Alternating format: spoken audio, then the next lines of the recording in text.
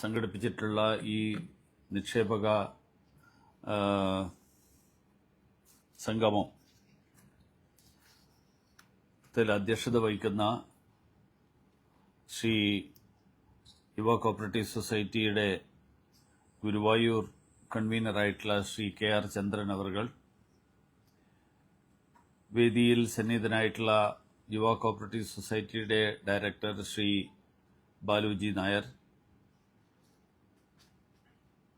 മറ്റ് സ്വാഗതം ആശംസിച്ച രാജൻ തറയിൽ, കൃതജ്ഞത രേഖപ്പെടുത്തുന്ന കൃഷ്ണദാസ്, ശ്രീ ശ്രീകുമാർ, എത്തിച്ചേരുമെന്ന് പ്രതീക്ഷിക്കുന്ന അനന്തകൃഷ്ണൻ, മറ്റ് സുഹൃത്തുക്കളെ, സഹകാരികളെ, സഹോദരീ സഹോദരന്മാരെ, എല്ലാവർക്കും നമസ്കാരം.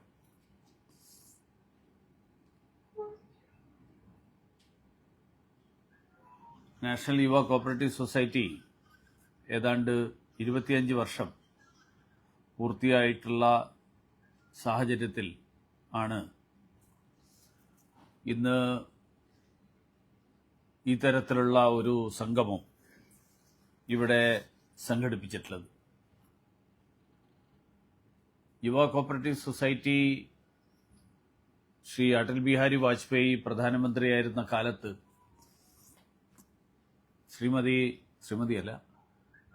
സുശ്രീ ഉമാഭാരതി യുവജനക്ഷേമ വകുപ്പിന്റെ മന്ത്രിയായിരുന്ന കാലത്ത് യുവാക്കൾക്ക് വേണ്ടി തൊഴിലവസരങ്ങൾ സൃഷ്ടിക്കുക എന്നുള്ള ലക്ഷ്യം വെച്ചുകൊണ്ട് രൂപീകരിക്കപ്പെട്ട ഒരു പ്രത്യേക ടാസ്ക് ഫോഴ്സ്, ആ ടാസ്ക് ഫോഴ്സിന്റെ തീരുമാനപ്രകാരം തുടങ്ങിയ ഒരു സംരംഭമാണ്. അന്ന് നെഹ്റു യുവ കേന്ദ്ര എന്നുള്ള പേരിൽ യുവജനകാര്യ മന്ത്രാലയത്തിന്റെ കീഴിൽ പ്രവർത്തിച്ചിരുന്ന ഒരു ഓട്ടോണമസ് ബോഡി, സ്വയംഭരണ സ്ഥാപനം, ആ ഓട്ടോണമസ് ബോഡിയുടെ അല്ലെങ്കിൽ ഓട്ടോണമസ് ബോഡി മുൻകൈയെടുത്തുകൊണ്ടാണ് ഈ യുവ കോപ്പറേറ്റീവ് സൊസൈറ്റിക്ക് രൂപം നൽകിയത്. അതിന്റെ പ്രവർത്തനങ്ങൾ തുടങ്ങിയ ഘട്ടത്തിൽ ഞാൻ നെഹ്റു യുവ കേന്ദ്രയുടെ ഉപാധ്യക്ഷനായിരുന്നു. പിന്നീട് അതിന്റെ ഔപചാരികമായിട്ടുള്ള രജിസ്ട്രേഷൻ പൂർത്തിയാക്കിയ ഘട്ടത്തിൽ ഞാൻ അതിന്റെ ഡയറക്ടർ ജനറലുമായിരുന്നു. നെഹ്റു യുവ കേന്ദ്ര അതുവരെ നടത്തിയിരുന്ന പ്രവർത്തനങ്ങൾ യുവജനങ്ങളുടെ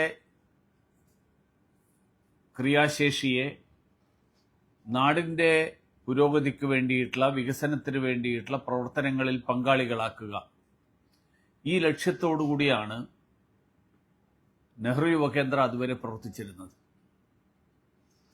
അപ്പോൾ വിവിധ തരത്തിലുള്ള സർക്കാരിന്റെ പദ്ധതികൾ, വിവിധ സർക്കാരുമായിട്ട് ചേർന്നുകൊണ്ട് നടത്തുന്ന പ്രവർത്തനങ്ങൾ, സാക്ഷരത അല്ലെങ്കിൽ എയ്ഡ്സിനെതിരായിട്ടുള്ള പ്രചരണങ്ങൾ, ഇങ്ങനെയുള്ള പൊതുവെയുള്ള നിരവധി പ്രവർത്തനങ്ങൾ, ആ പ്രവർത്തനങ്ങളിലാണ് നെഹ്റു യുവ കേന്ദ്ര പങ്കാളിത്തം വഹിച്ചിരുന്നത്.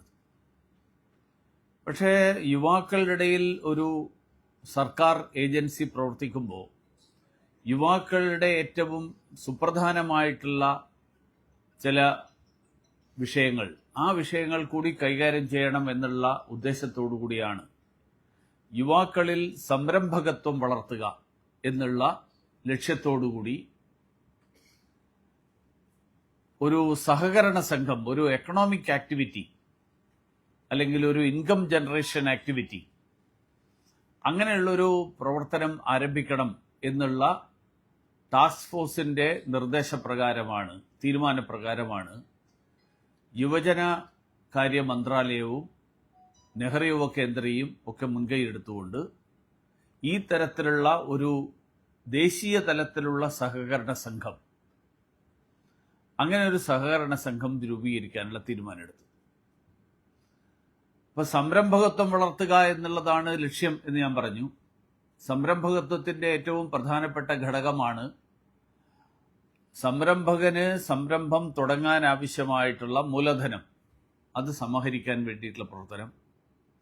അതോടൊപ്പം അതിനുശേഷമുള്ള വിപണനം ഉൾപ്പെടെയുള്ള മേഖലകളിലുള്ള പ്രവർത്തനം. അപ്പോൾ ഒരർത്ഥത്തിൽ എന്താ ഈ ബാക്ക് ഹാൻഡ് ലിങ്കേജസ്,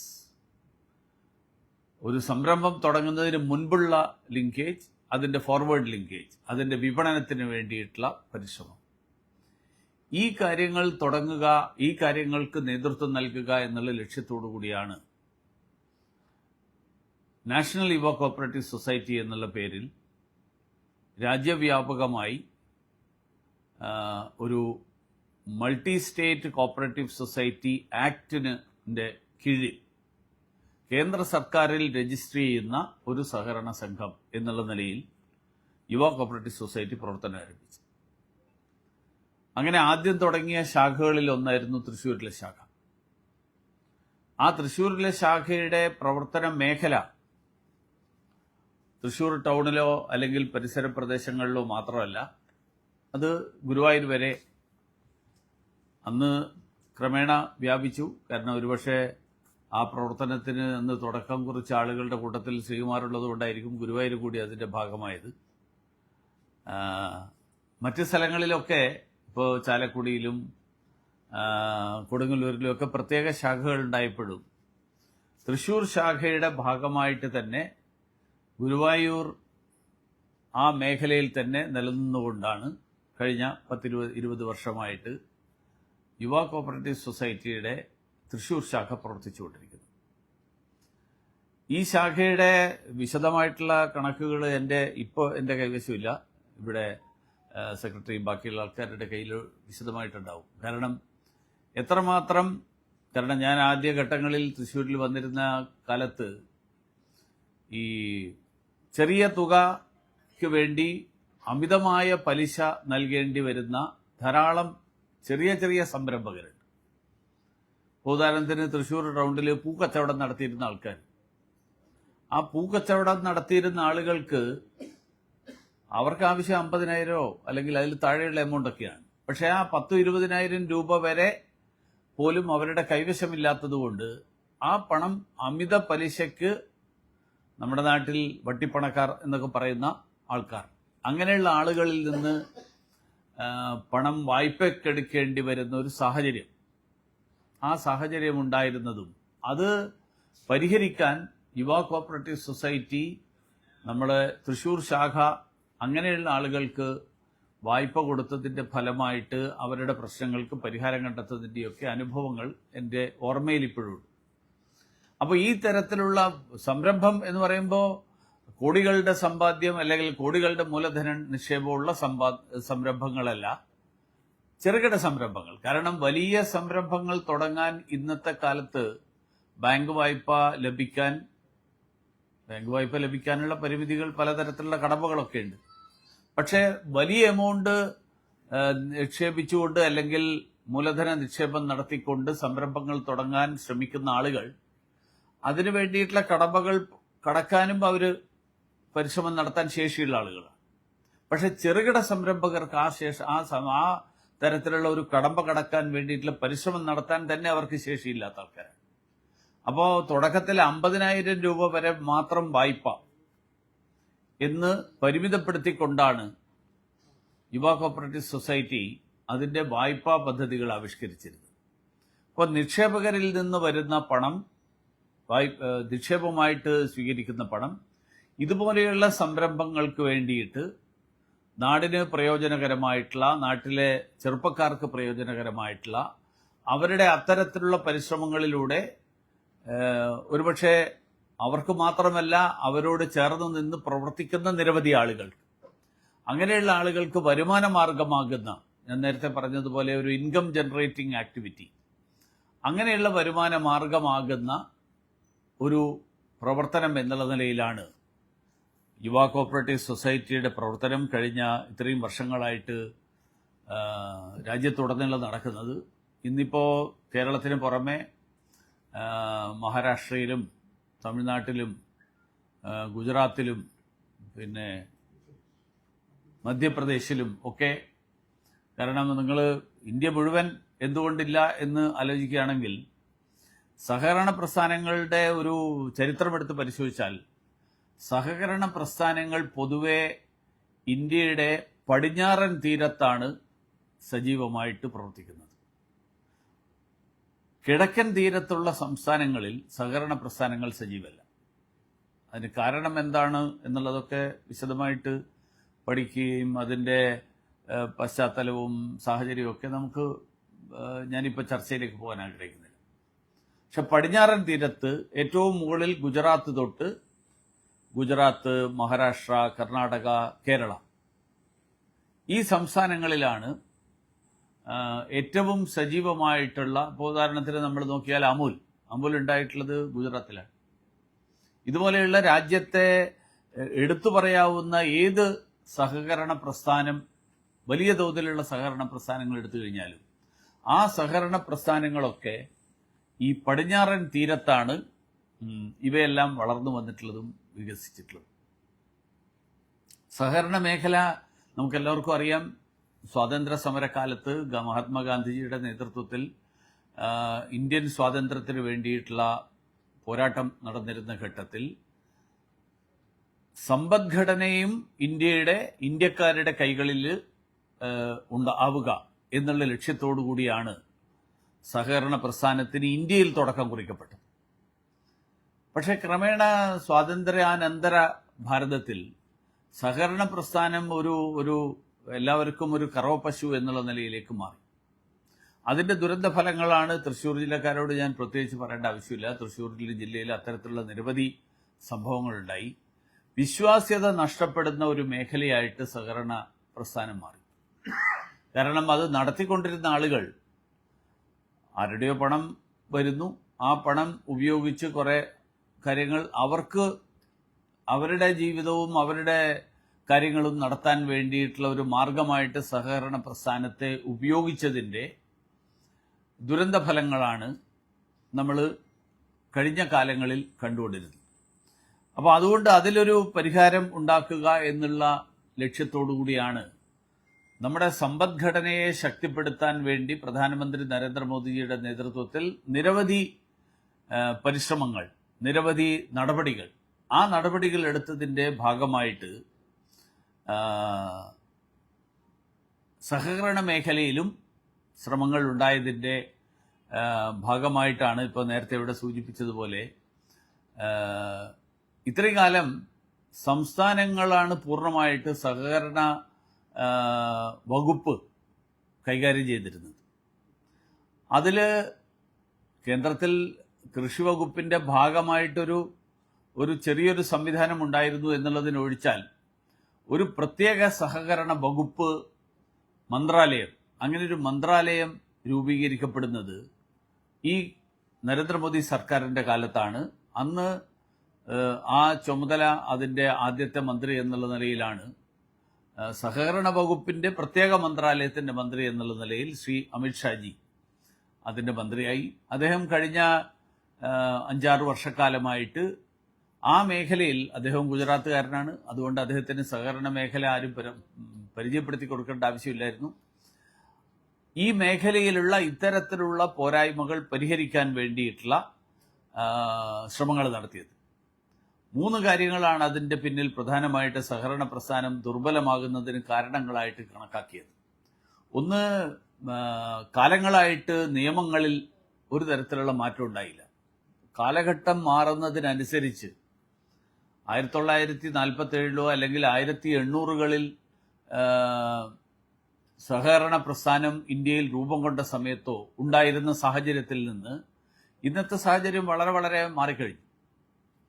കഴിഞ്ഞൊരു 15-20 വർഷത്തിനിടയിൽ തന്നെ സാങ്കേതിക വിദ്യയിൽ ഉണ്ടായിട്ടുള്ള വളർച്ച, നമ്മുടെ സാമ്പത്തിക ക്രയവിക്രയങ്ങളുടെ രീതിയിലുണ്ടായിട്ടുള്ള മാറ്റം, ഇന്ത്യയെ സംബന്ധിച്ചിടത്തോളം ഇന്ത്യ ഡിജിറ്റൽ എക്കോണമിയുടെ ഒരു വലിയ കേന്ദ്രമായിട്ട് മാറിയിരിക്കുകയാണ്. അപ്പോൾ അങ്ങനെ ഒരു സാഹചര്യത്തിൽ പണ്ടുണ്ടായിരുന്ന നിയമങ്ങൾ, ആ നിയമങ്ങളിൽ കാലാനുസൃതമായിട്ടുള്ള മാറ്റമുണ്ടാകണം. അത് ഈ കഴിഞ്ഞ 6 വർഷത്തിനിടയിൽ സർക്കാർ എടുത്തിട്ടുള്ള സുപ്രധാനമായിട്ടുള്ള തീരുമാനങ്ങളിലൊന്നാണ്. 2, സഹകരണ പ്രവർത്തനങ്ങൾ വികസിപ്പിക്കുകയും കാലോചിതമായിട്ട് പരിഷ്കരിക്കുകയും ചെയ്യാൻ വേണ്ടിയിട്ടുള്ള ശ്രമങ്ങൾ. കാലഘട്ടത്തിനനുസരിച്ച് എന്തൊക്കെ തരത്തിലുള്ള മാറ്റങ്ങൾ വരണം എന്നുള്ളത് കഴിഞ്ഞ കുറെ കാലങ്ങളായിട്ട് എങ്ങനെയാണോ തുടങ്ങിയിരുന്നത് അതേ അവസ്ഥയിൽ തന്നെ നിൽക്കുക. 3 സഹകരണ സ്ഥാപനങ്ങളിലെ നിയമനങ്ങൾ, ആ നിയമനങ്ങളെ ഒരു സുതാര്യത ഉറപ്പുവരുത്താൻ അതിനു വേണ്ടിയിട്ടുള്ള ശ്രമങ്ങളൊന്നും തന്നെ കഴിഞ്ഞ കാലങ്ങളിൽ ഉണ്ടായിട്ടില്ല. ആ നിയമനങ്ങൾ സുതാര്യത ഉറപ്പുവരുത്താനും കാലാനുസൃതമായിട്ടുള്ള പുതിയ മാറ്റങ്ങൾ ഉണ്ടാക്കുകയും പരിഷ്കരിക്കുകയും ഒക്കെ ചെയ്യാൻ അതിനുവേണ്ടിയാണ് കഴിഞ്ഞ 5-6 വർഷമായിട്ട് പ്രധാനമന്ത്രി നരേന്ദ്രമോദിജിയുടെ നിർദ്ദേശപ്രകാരം ശ്രീ അമിത്ഷാജിയുടെ നേതൃത്വത്തിൽ ശ്രമങ്ങൾ നടക്കുന്നത്. അപ്പോൾ അതിലുള്ള ചില നിയമങ്ങൾ, ചില മാറ്റങ്ങളൊക്കെ കൊണ്ടുവന്നതിനെ ചില സംസ്ഥാനങ്ങളിൽ അതിനോട് വലിയ യോജിപ്പില്ലാത്ത ആളുകളുണ്ട്. കേരളം അതുപോലുള്ളൊരു സംസ്ഥാനമാണ്. പക്ഷേ കേന്ദ്ര ഗവൺമെന്റ് പറഞ്ഞിരിക്കുന്നത് ഈ തരത്തിൽ സഹകരണ മേഖലയിൽ കാലാനുസൃതമായിട്ടുള്ള മാറ്റങ്ങൾ ഉണ്ടായാൽ മാത്രമേ കേന്ദ്ര സർക്കാരിന്റെ ഭാഗത്ത് നിന്ന് ഈ സംസ്ഥാനങ്ങൾക്ക് സഹകരണ മേഖലയ്ക്ക് ആവശ്യമായിട്ടുള്ള പിന്തുണയും സഹായവും, സാമ്പത്തിക സഹായവും ഉൾപ്പെടെയുള്ള കാര്യങ്ങൾ നടത്താൻ സാധിക്കുകയുള്ളൂ എന്നുള്ള ഒരു നിലപാട്, ആ നിലപാടാണ് കേന്ദ്ര സർക്കാർ കൈക്കൊണ്ടിട്ടുള്ളത്. നമുക്കെല്ലാവർക്കും അറിയാം, ഇപ്പോൾ കരുവന്നൂരിലും കണ്ടലയിലും പുൽപ്പള്ളിയിലും ചെമ്പഴന്തിയിലും ഏറ്റവും ഒടുവിൽ ഇപ്പോൾ കഴിഞ്ഞ ദിവസം നെടുമങ്ങാട് ഒരു സഹകരണ സംഘത്തിന്റെ ഭാരവാഹിയായിരുന്ന ഒരാൾ ആത്മഹത്യ ചെയ്ത വാർത്തയടക്കം നമ്മൾ കണ്ടു. കേരളം നേരത്തെ തന്നെ എടുത്തിട്ടുള്ളത്, കേരളത്തിന്റെ സാഹചര്യത്തിൽ കേരളത്തിൽ ഭരിക്കുന്ന പാർട്ടികൾക്ക് അല്ലെങ്കിൽ സർക്കാരുകൾക്ക് കേരളത്തിലെ കാര്യങ്ങൾ സമ്പൂർണ്ണ നിയന്ത്രണം ഉറപ്പുവരണം എന്നുള്ള ഒരു സമീപനം. അതുകൊണ്ടാണ് UPA സർക്കാരിന്റെ കാലത്ത്, മൻമോഹൻ സിംഗ്ജിയുടെ സർക്കാരിന്റെ കാലത്ത് 97ാം ഭരണഘടനാ ഭേദഗതി രാജ്യവ്യാപകമായിട്ട് സഹകരണ സംഘങ്ങൾക്ക് ഏകീകൃത സ്വഭാവം നൽകാൻ വേണ്ടിയിട്ടുള്ള ഭേദഗതി. ആ ഭേദഗതിയോട് അതേ പാർട്ടിയുടെ ആളുകളാണ് കേരളത്തിൽ ഭരിച്ചിരുന്നതെങ്കിലും കേരളത്തിലെ സർക്കാർ അതിനോട് യോജിച്ചിരുന്നില്ല.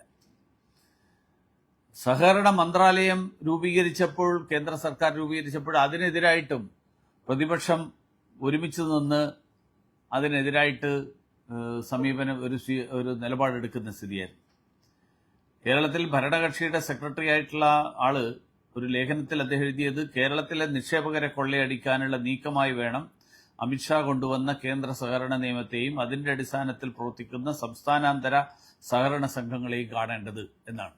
എന്ന് പറഞ്ഞാൽ കേരളത്തിന് പുറത്തുള്ള എല്ലാറ്റിനോടും ഒരു വൈമനസ്യവും നിഷേധാത്മക സമീപനം. ഉദാഹരണത്തിന് ബാങ്ക് എന്നുള്ള പേര്, ഇപ്പോൾ ഇവിടെ നേരത്തെ സൂചിപ്പിച്ചപ്പോൾ ബാങ്ക് എന്നുള്ള പേര് സൂചിപ്പിച്ചു. വാസ്തവത്തിൽ നമ്മളൊരിക്കലും നമ്മുടെ ബോർഡുകളിൽ നമ്മൾ ബാങ്ക് എന്ന് വെക്കാറില്ല. കാരണം ബാങ്ക് എന്നുള്ള വാക്ക് ഇന്ത്യൻ ഭരണഘടന അനുസരിച്ച് റിസർവ് ബാങ്കിന്റെ ഗ്യാരണ്ടിയുള്ള സ്ഥാപനങ്ങൾ, റിസർവ് ബാങ്കിന്റെ അംഗീകാരമുള്ള സ്ഥാപനങ്ങൾക്ക് മാത്രമേ ബാങ്ക് എന്നുള്ള വാക്ക് ഉപയോഗിക്കാനുള്ള അധികാരമുള്ളൂ. നമ്മുടെ നാട്ടിലെ ധാരാളം സ്ഥാപനങ്ങൾ സഹകരണ ബാങ്ക് എന്ന് ഉപയോഗിക്കുന്നുണ്ട്. പ്രാദേശികമായിട്ടുള്ള സഹകരണ സംഘങ്ങൾ, അവയെല്ലാം സഹകരണ സംഘങ്ങളാണ്. കാരണം സഹകരണ ബാങ്ക് എന്ന് പറയണമെങ്കിൽ റിസർവ് ബാങ്കിന്റെ അപ്രൂവൽ വേണം. ജില്ലാ കോപ്പറേറ്റീവ് ബാങ്കുകൾക്ക് റിസർവ് ബാങ്കിന്റെ അപ്രൂവൽ ഉണ്ട്. അർബൻ കോപ്പറേറ്റീവ് ബാങ്കുകൾക്ക് റിസർവ് ബാങ്കിന്റെ അപ്രൂവൽ ഉണ്ട്. അങ്ങനെയുള്ളവ ഒഴിച്ചുള്ള സംഘങ്ങൾ, ആ സംഘങ്ങൾ ക്രെഡിറ്റ് കോപ്പറേറ്റീവ് സൊസൈറ്റി എന്നാണ് രാജ്യവ്യാപകമായിട്ട് അതിനെ വിശേഷിപ്പിക്കുന്നത്. പക്ഷെ നമ്മുടെ നാട്ടിൽ ക്രെഡിറ്റ് കോപ്പറേറ്റീവ് സൊസൈറ്റി എന്ന് പറഞ്ഞു കഴിഞ്ഞാൽ വിശ്വാസ്യത പോരാത്തത് കൊണ്ട് ആളുകൾക്ക് ബാങ്ക് എന്നുള്ള വാക്ക് തന്നെ ഉപയോഗിക്കാൻ തുടങ്ങി. അതുകൊണ്ട് നമ്മൾ ഈ പ്രാദേശികമായിട്ടുള്ള സഹകരണ ബാങ്ക് എന്നുള്ള വാക്ക് അതിനെ മാറ്റണം എന്ന് പറഞ്ഞപ്പോൾ അത് കേരളത്തിലാണ് ഏറ്റവും വലിയ പ്രതിഷേധം ഉണ്ടായത്. പക്ഷെ ഏതായാലും ഇന്ന് സഹകരണ മേഖലയിൽ പുതിയ നയത്തിന്റെ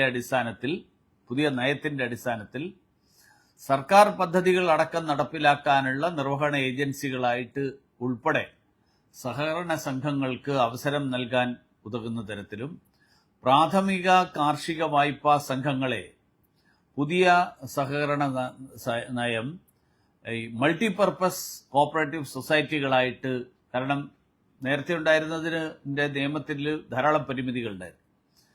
അങ്ങനെയുള്ള നിരവധി ഈ പ്രവർത്തനങ്ങൾ, അതുകൊണ്ട് എല്ലാ പഞ്ചായത്തിലും ഒരു സർവീസ് നേരത്തെ ഉണ്ടായിരുന്ന പ്രാഥമിക അഗ്രികൾച്ചറൽ കോപ്പറേറ്റീവ് സൊസൈറ്റി, അങ്ങനെയുള്ള ഒരു സഹകരണം. അതോടൊപ്പം ആ ക്രെഡിറ്റ് കോപ്പറേറ്റീവ് സൊസൈറ്റികൾക്ക് അവരുടെ ഒരു കേന്ദ്രീകൃത ഏജൻസി എന്നുള്ള നിലയിൽ ഒരു ജില്ലാ സഹകരണ ബാങ്ക്, എല്ലാ നഗരത്തിലും ഒരു അർബൻ കോപ്പറേറ്റീവ് ബാങ്ക്, ഈ തരത്തിലുള്ള ഒരു ലക്ഷ്യം. കാരണം ഇന്നിപ്പോ അന്താരാഷ്ട്ര രംഗത്ത് ധാരാളം സാമ്പത്തിക മേഖലയിൽ വലിയ ചലനങ്ങൾ നടക്കുന്ന കാലഘട്ടമാണ്. എന്ന് പറഞ്ഞാൽ എല്ലാ രാജ്യങ്ങളും ഒരു പ്രൊട്ടക്ഷനിസ്റ്റ് അപ്രോച്ച്, അവരവരുടെ രാജ്യത്തെ സമ്പദ് വ്യവസ്ഥയെ സംരക്ഷിക്കുക, അവരവരുടെ രാജ്യത്തെ വ്യവസായികളെ, നിക്ഷേപകരെ അവരെ സംരക്ഷിക്കുക, അതാണ് അമേരിക്ക എടുത്തിരിക്കുന്ന സമീപനം. അതുകൊണ്ടാണ് പ്രധാനമന്ത്രി പറഞ്ഞത് അമേരിക്കയെ ശക്തമാക്കാൻ ട്രംപ് ശ്രമിക്കുന്നുണ്ടെങ്കിൽ ട്രംപിന് അതിന് ശ്രമിക്കാനുള്ള സ്വാതന്ത്ര്യമുണ്ട്. അതേപോലെ ഇന്ത്യയെ ശക്തമാക്കാൻ വേണ്ടിയിട്ട് ശ്രമിക്കാനുള്ള സ്വാതന്ത്ര്യം ഇന്ത്യക്കുണ്ട്. അതുകൊണ്ട് അമേരിക്കൻ പ്രസിഡന്റ് പറഞ്ഞിരിക്കുന്നത് മേക്ക് അമേരിക്ക ഗ്രേറ്റ് എഗെയിൻ എന്നുള്ളതാണ് അദ്ദേഹം ഉയർത്തിയിരിക്കുന്ന മുദ്രാവാക്യം. ആയിക്കോട്ടെ, വിരോധമില്ല, നമ്മൾ അതിനെ എതിർക്കുന്നില്ല. പക്ഷേ അമേരിക്ക ശക്തമാകാൻ ശ്രമിക്കുന്നത് പോലെ ഇന്ത്യക്കും ശക്തമാകാൻ വേണ്ടിയിട്ട് ഇന്ത്യയുടെ സാഹചര്യങ്ങൾക്കനുസരിച്ച് ഇന്ത്യയെ ശക്തമായിട്ട് തന്നെ നിലനിർത്താനും മുന്നോട്ട് കൊണ്ടുപോകാനും വേണ്ടിയിട്ടുള്ള ശ്രമം നടത്താൻ നമ്മൾ ശ്രമം നടത്തുമ്പോൾ ആ ശ്രമങ്ങളിൽ ജനങ്ങളുടെ പങ്കാളിത്തമുള്ള ജനകീയ സമ്പദ്ഘടനയുടെ ജനകീയ പങ്കാളിത്തം, ജനകീയമായിട്ടുള്ള പ്രവർത്തനം, ആ പ്രവർത്തനമാണ് സഹകരണ മേഖലയിൽ നടക്കുന്നത്. അതുകൊണ്ട് മൾട്ടി സ്റ്റേറ്റ് സഹകരണ സംഘങ്ങളുടെ ആ പ്രയോജനം അത് കേരളത്തിനും കൂടി ലഭ്യമാകാൻ വേണ്ടിയിട്ട് നമ്മുടെ സംസ്ഥാനവും അതിന് ആവശ്യമായിട്ടുള്ള നിലപാടുകൾ സ്വീകരിക്കേണ്ട ആവശ്യകതയുണ്ട്. ഈ മാറ്റം ഉൾക്കൊണ്ടുകൊണ്ട് തമിഴ്നാടും കർണാടകവും ഒക്കെ ആയിരക്കണക്കിന് കോടി രൂപയാണ് മൾട്ടി സ്റ്റേറ്റ് സഹകരണ സംഘങ്ങളിലൂടെ ക്രയവിക്രയം നടത്തേണ്ടത്. അപ്പൊ അതുകൊണ്ട് ഈ സഹകരണത്തിലൂടെ സമൃദ്ധി എന്നുള്ള ലക്ഷ്യം, ആ ലക്ഷ്യം വെച്ചുകൊണ്ട് നിക്ഷേപകർ നടത്തുന്ന ആ നിക്ഷേപങ്ങൾ വായ്പയായി സമൂഹത്തിന് പ്രയോജനപ്രദമായിട്ടുള്ള വിവിധ തരത്തിലുള്ള മേഖലകളിലുള്ള സംരംഭങ്ങൾ, ആ സംരംഭങ്ങൾക്ക് വേണ്ടിയിട്ടുള്ള വായ്പ എന്നുള്ള നിലയിൽ ഉപയോഗിച്ചുകൊണ്ടാണ് ഈ യുവ കോപ്പറേറ്റീവ് സൊസൈറ്റി ഈ കഴിഞ്ഞ 25 വർഷക്കാലമായിട്ട് പ്രവർത്തിച്ചുകൊണ്ടിരിക്കുന്നത്. ആ പ്രവർത്തനത്തിന് വലിയ പിന്തുണ നൽകുന്ന ആളുകളാണ് ഗുരുവായൂരിലും പരിസരത്തുള്ള ആൾക്കാർ. ഒരുപക്ഷെ തൃശൂർ ശാഖയുടെ നിക്ഷേപത്തിന്റെ വലിയൊരംശം ഗുരുവായൂരിലും പരിസരത്തുമുള്ള നിക്ഷേപകരായിട്ടുള്ള ആളുകളാണ്. അങ്ങനെയുള്ള ആളുകളെ എല്ലാവരെയും നേരിൽ കാണാനും അതോടൊപ്പം ഈ